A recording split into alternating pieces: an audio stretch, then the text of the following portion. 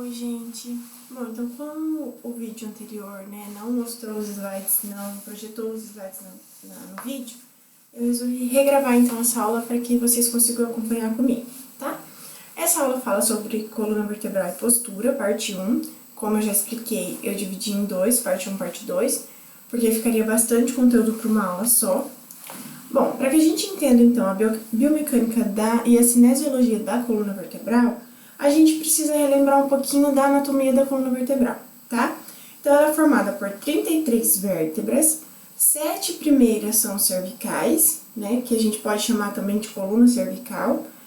Debaixo das cervicais vem as vértebras torácicas, que protegem os nossos órgãos essenciais para a vida, que é pulmão, coração, etc.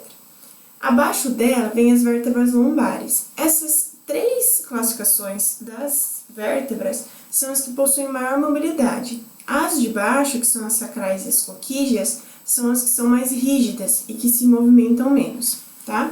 Para que a gente entenda então um pouquinho, eu vou só projetar um vídeo aqui para vocês, que é bem legal, até falo para vocês no outro vídeo, é do canal Universidade de Lyon, é muito interessante, ó. Se a gente pegar o vídeo, aqui ele fala um pouquinho o que a coluna, cada classificação da coluna suporta e o movimento realizado por cada uma. Então, a lombar é responsável pela hiperextensão, extensão e flexão. Aqui a gente vai ver mais um pouquinho da hiperextensão, o que acontece, ó. Depois a gente vai ver que esse miolinho aqui são os discos intervertebrais, tá? Quando a gente faz flexão, a parte que vai para baixo, ela fica em estresse de compressão, que ela fica bem comprimida, tá vendo que tá bem apertadinho aqui? Do outro lado, a gente chama de estresse de tensão. Eu só vou adiantar esse assunto agora para que vocês lembrem nos slides próximos, tá? Então, essa região, ela tá sofrendo estresse de tensão, tá? Aqui fica bem claro nessa imagem. Vamos seguindo, então. Agora é a coluna torácica, ela protege os órgãos vitais, cabeça, os membros superiores, que são extremamente móveis, então é ela que faz todo o suporte para que a gente consiga movimentar o braço e o antebraço, mas o movimento dela está mais relacionado a movimentos respiratórios, que é quando a gente abre o diafragma para receber o ar e depois comprime o diafragma para expelir o gás carbônico. Então, esse é o único movimento da coluna torácica. Ela está um pouco ainda relacionada com a hiperextensão e flexão, mas ela só dá um suporte, ela não é responsável pelo movimento. A coluna cervical, ela é responsável pelos órgãos do sentido, que é o olfato, a visão e a audição. Então, quando a gente quer olhar para a esquerda, que impossibilita que a gente vire a cabeça para a esquerda, rotacione a cabeça para a esquerda, é a coluna cervical, tá? Ela também está responsável pelo movimento de hiperextensão, flexão e extensão quando a gente volta para a posição anatômica, além dos movimentos de rotação, tá?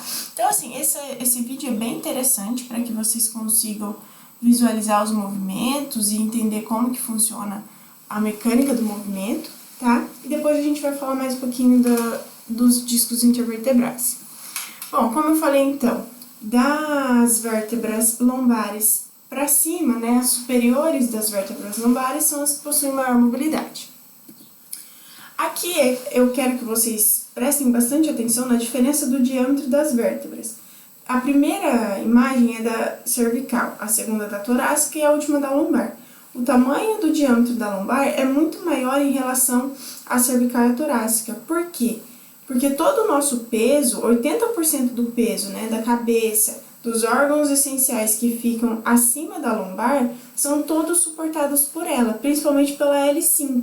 Então, a nossa coluna, ela tende a aumentar de tamanho à medida que ela vai ficando mais inferior, mais distante da cabeça, justamente para conseguir suportar o peso.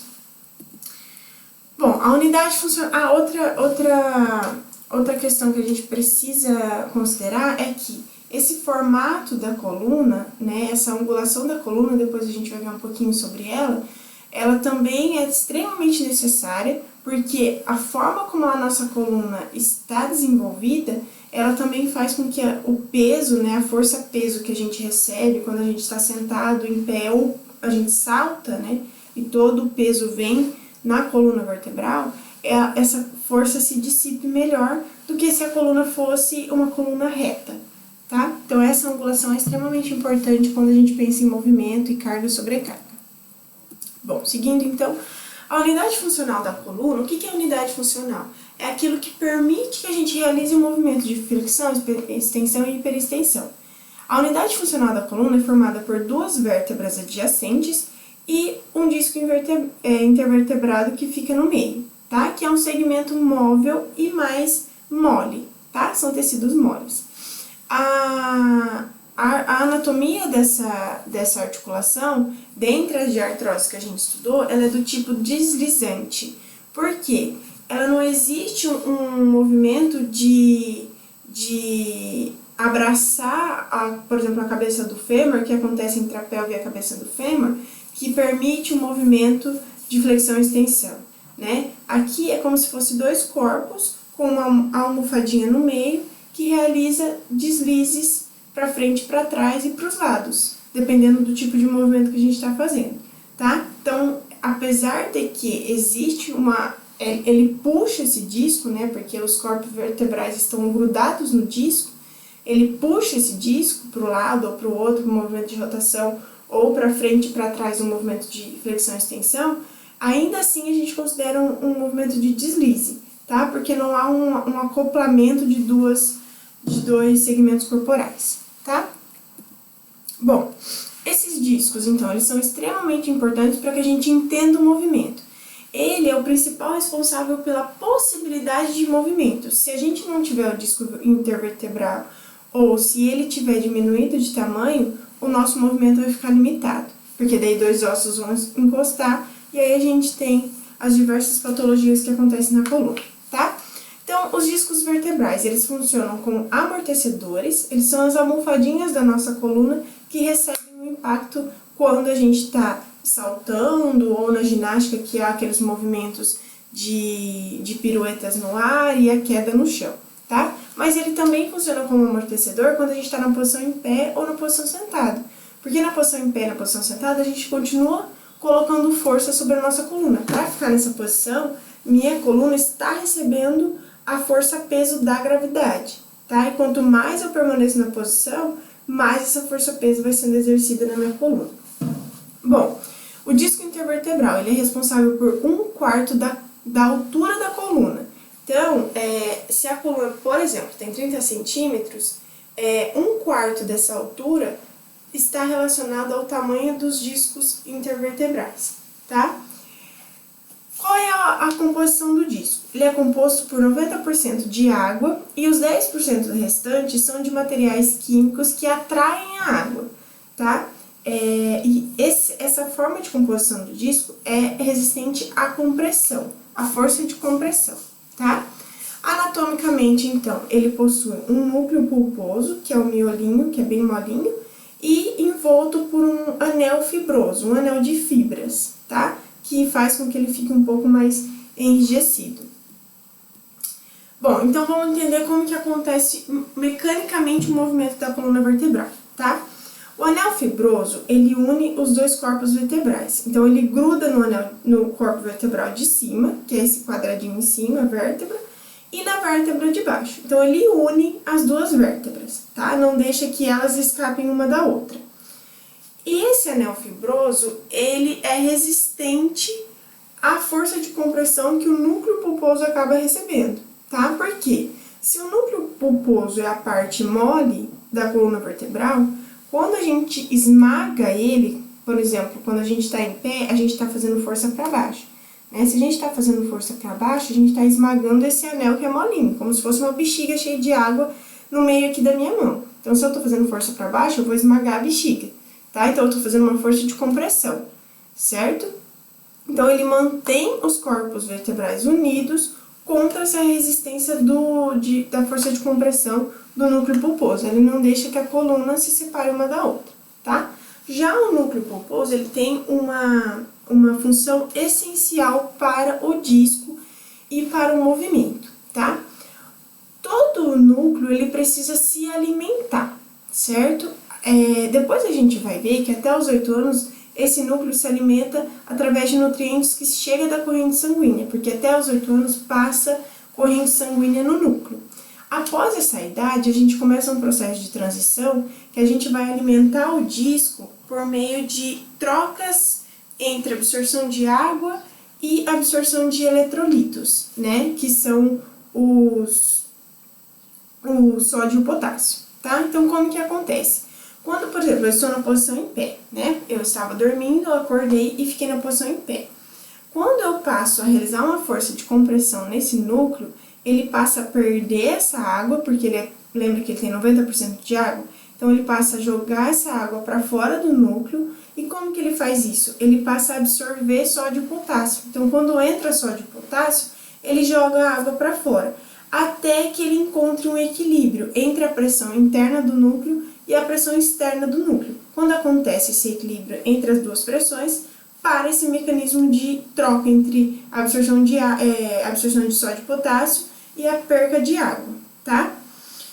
Esse mecanismo está extremamente relacionado com a manutenção da carga sobre o disco. Então, se eu mantenho essa carga, essa força de compressão, se eu fico em pé por muito tempo, eu vou perdendo mais água, tá? Na hora que eu deito, eu recupero essa água. Então, o disco ele nunca possui um volume constante, ele sempre vai de acordo com a sua posição. Na próxima aula, a gente vai entender qual é a diferença de pressão entre as diversas posições que a gente fica. Então, quanto mais em pé eu fico, menor o volume do meu disco. Quanto mais em repouso eu fico na posição deitada, maior o volume do meu disco, tá? Os movimentos, então, como eu falei, o movimento de rotação é quando os corpos vertebrais eles giram para a direita e para a esquerda, e aí eles puxam esse disco para a direita e para a esquerda, tá?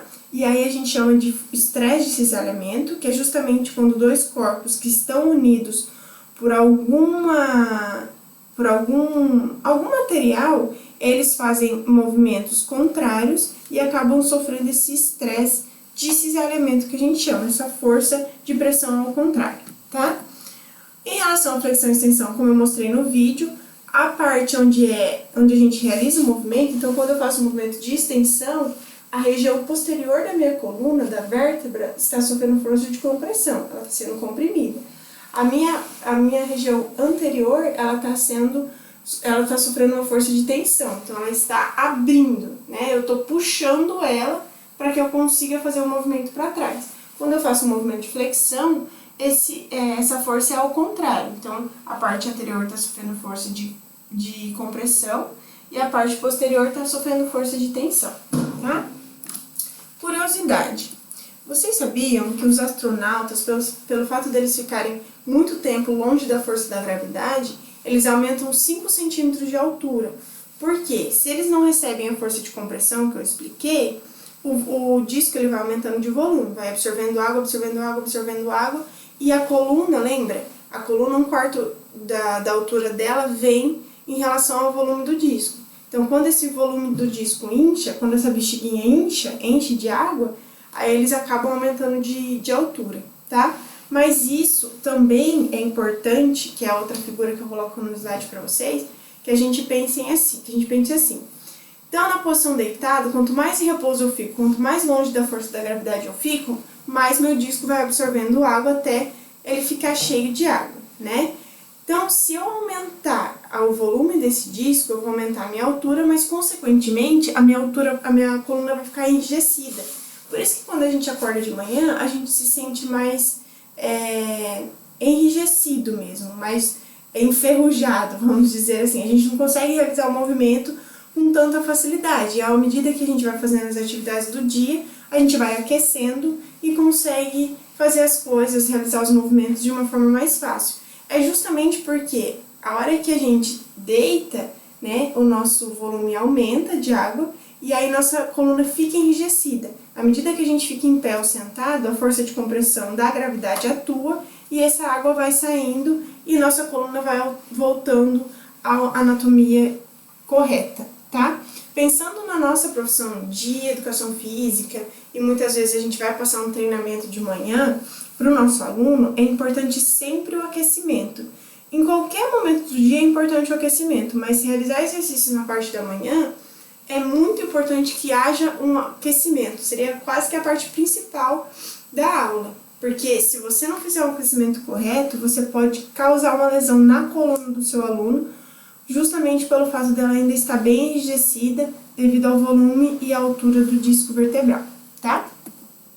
Bom, aqui eu trago uma tabela para vocês do livro, né, que eu utilizei como referência, que eu vou mandar para vocês, que está disponível até online, que ele diz pra gente a atividade diária realizada durante 1 hora e qual é a resposta em relação à altura do disco devido à força de compressão dessa atividade.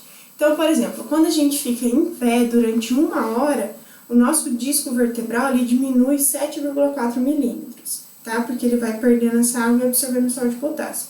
Na postura sentada, a gente perde 5 milímetros, tá? De altura.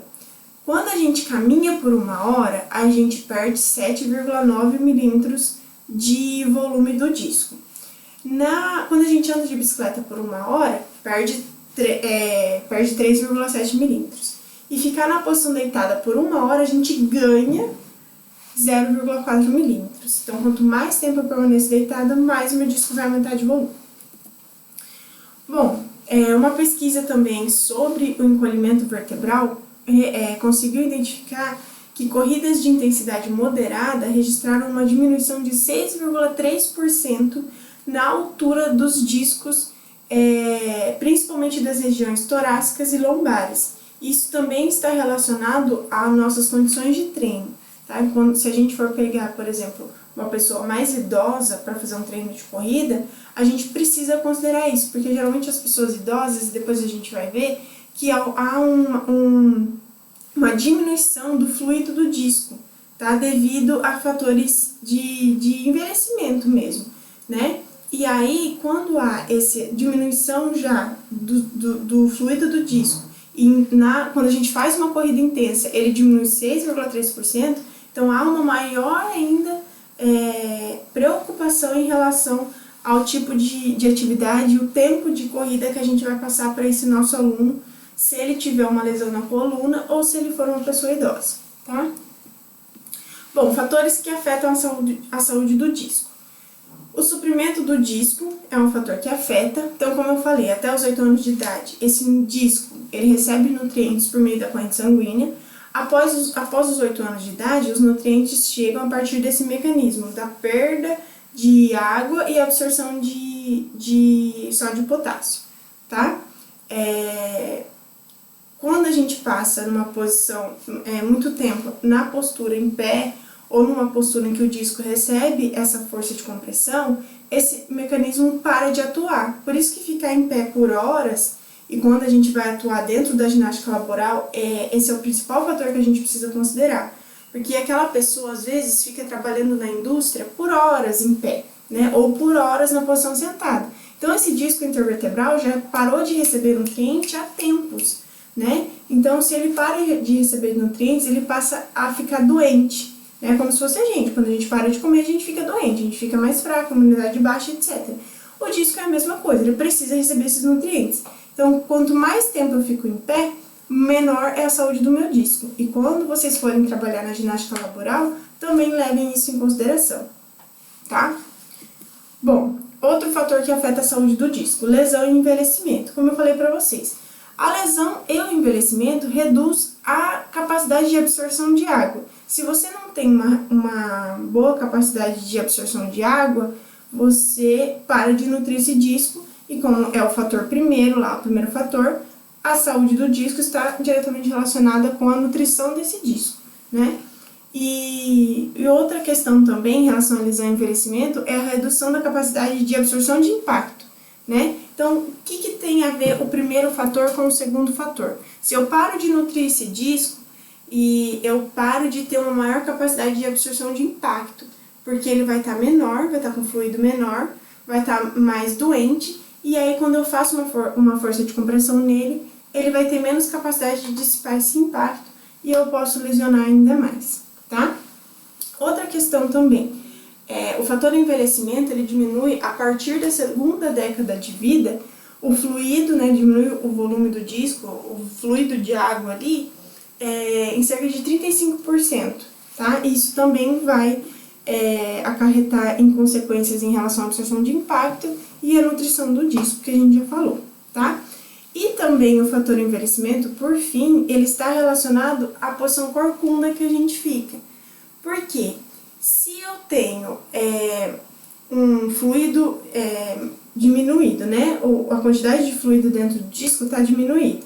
Então, eu vou continuar ficando em pé, vou continuar ficando sentada, vou continuar fazendo as atividades que eu estou fazendo normalmente para viver. Então, o meu disco intervertebral vai continuar recebendo a força de compressão, de tensão e compressão, tá? E de cisalhamento. Então, eu preciso dissipar essa força para algum lugar. Para eu conseguir dissipar essa força para algum lugar e continuar na posição ereta, eu faço movimentos anormais, que é quando eu jogo a minha coluna, inclino a minha coluna para frente, né? Faço um movimento leve de flexão para tentar aliviar esse peso que eu estou recebendo, porque isso vai gerar uma dor, né? E isso acaba reduzindo a minha altura, porque o fluido está menor, então lembra que o volume do disco está relacionado à altura da coluna. Então, por isso que a gente fala que quando a gente envelhece, a gente diminui de tamanho. Sim, a gente diminui de tamanho, mas quem diminui é o volume do disco intervertebral e não a nossa altura como um todo, tá? E também tem a alteração da postura. Então, há uma diminuição da nossa altura por causa que diminui o volume do disco, né? Diminui o fluido em 35%. E a alteração da postura. A gente acaba ficando na posição corcunda para tentar compensar essa força de compressão ainda que eu estou recebendo, e eu já não tenho mais esse amortecedor, essa almofadinha que vai absorver o impacto. Bom, em relação às curvaturas da coluna vertebral, as primeiras curvaturas que surgem são as curvaturas da coluna torácica e da coluna sacral, tá? Então, quando a gente nasce, essas são as primeiras curvaturas que surgem. Elas são côncavas pela posição anterior, né? Elas são côncavas anteriormente e elas surgem no nascimento.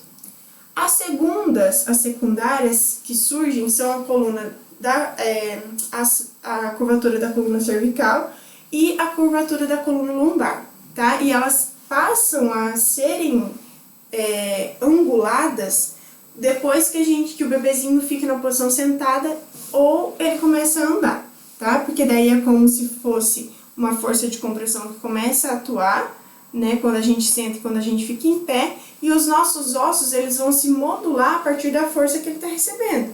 Então, se eu fico, né, começo a ficar na posição sentada, na posição em pé, e passo a exercer uma força de compressão, o meu osso ele vai se adaptar a essa força que ele está recebendo. Se a gente passasse a vida inteira na cama, talvez a nossa curvatura, a nossa angulação ficaria menor, tá? Bom, aqui eu trouxe uma fotinho para que vocês vejam como que acontece a curvatura. Na última foto dá bem para ver que o bebezinho já passa a ter maior curvatura lombar e cervical, né? E torácica, né? E na foto B, há só a curvatura da coluna cervical e da sacral. Bom, curiosidades então. A curvatura da coluna lombar, ela aumenta aproximadamente 10% até os 17 anos. Então, quando a gente for passar treino para adolescentes, é importante levar essa informação em consideração, tá? A curvatura ela é influenciada pela hereditariedade, condições patológicas, pelo estado mental do indivíduo e pelas forças a que a coluna vertebral está submetida. Então, nossos ossos eles vão se adaptar pelas condições que a gente tem. Então, se eu tenho uma condição patológica, minha curvatura da coluna vai sofrer consequências em relação a isso. E isso também se aplica aos demais fatores, hereditariedade, estado mental. Por exemplo, quando o indivíduo tem depressão, ele acaba ficando mais curvado, né? Mais fechadinho aqui. Quando ele fica mais fechadinho, a curvatura da coluna acaba se adaptando a esse tipo de movimento.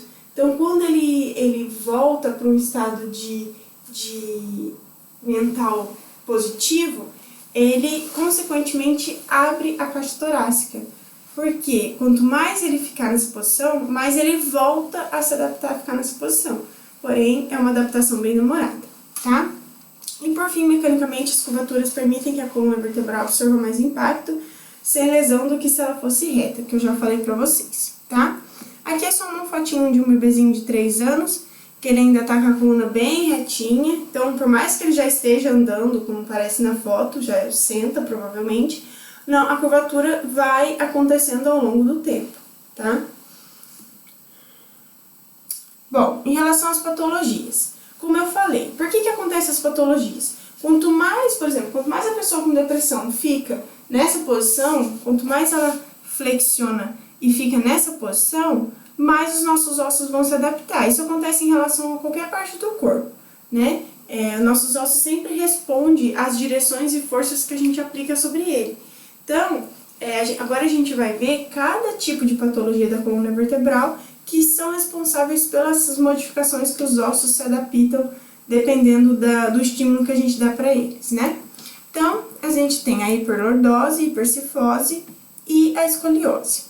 A hiperlordose é quando há um exagero da curvatura da coluna lombar e uma inclinação pélvica. Então, é quando eu exagero a minha curvatura da coluna lombar, então ela já existe uma angulação. Então, eu projeto essa angulação ainda mais para cima e a inclinação da pelve vai acompanhar esse movimento, tá? As causas podem estar relacionadas ao enfraquecimento dos músculos abdominais e hábitos posturais ruins. Por que enfraquecimento dos músculos abdominais é uma consequência? Porque quando a gente tem um enfraquecimento dessa região, a gente tende a compensar essa força que a gente exerce para ficar em pé para trás. Então, quando eu compenso para trás, eu preciso realizar esse movimento de curvar ainda mais a minha coluna lombar. Quando vocês estiverem assistindo a aula, faz esse movimento, né? De elevar, aumentar a caixa torácica e jogar a coluna para trás. Quando você joga a coluna para trás, você aumenta consequentemente a curvatura dela, tá? Para compensar a pouca força que eu consigo exercer nos músculos abdominais. Hábitos posturais ruins, obviamente, porque nosso osso sempre se adapta às forças que a gente aplica sobre ele. E os supertreinamentos, né?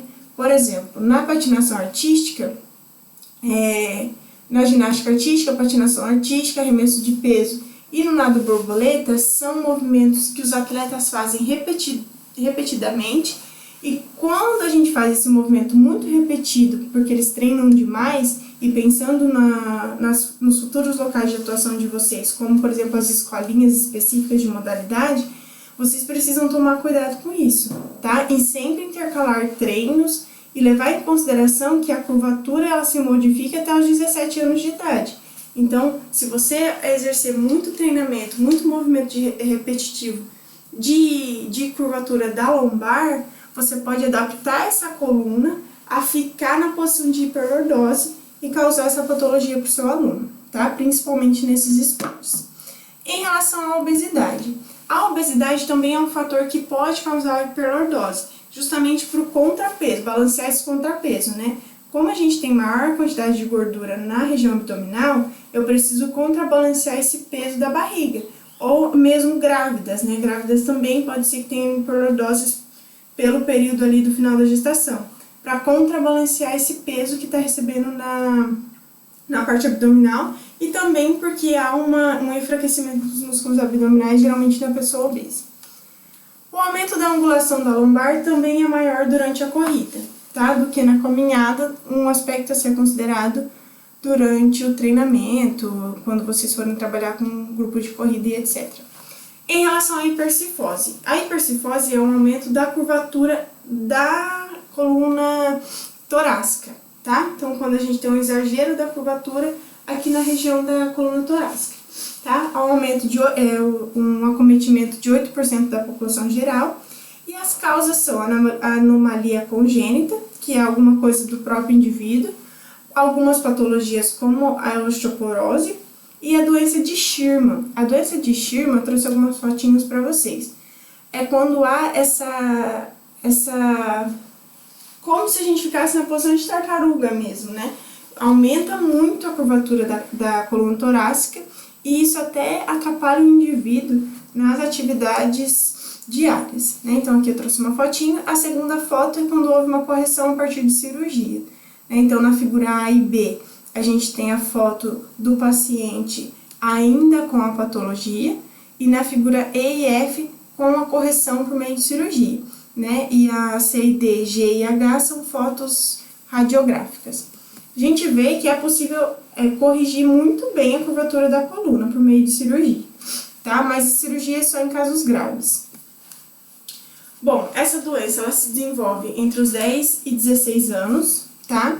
E é o período porque é o período de crescimento da caixa torácica. Então, há um crescimento anormal da caixa torácica e acaba curvando mais ainda a curvatura dessa região. As causas podem ser fatores genéticos ou biomecânicos ocasionados pelo tempo de treinamento em diversos esportes, principalmente na natação.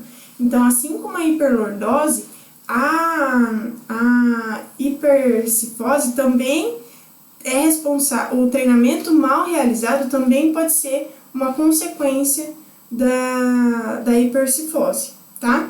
Geralmente a gente chama essa doença de costa de nadador, porque ela está mais associada, além dos outros esportes, mais associadas à natação, tá? Pelo fato de como a gente fica durante os exercícios de natação e é um fator a ser considerado que pode levar ao acometimento dessa doença. Os tratamentos, em casos leves, a gente pode fazer exercício de fortalecimento dos músculos torácicos, tá escrito errado aí no slide, tá? Posteriores e casos graves, as órteses e cirurgias.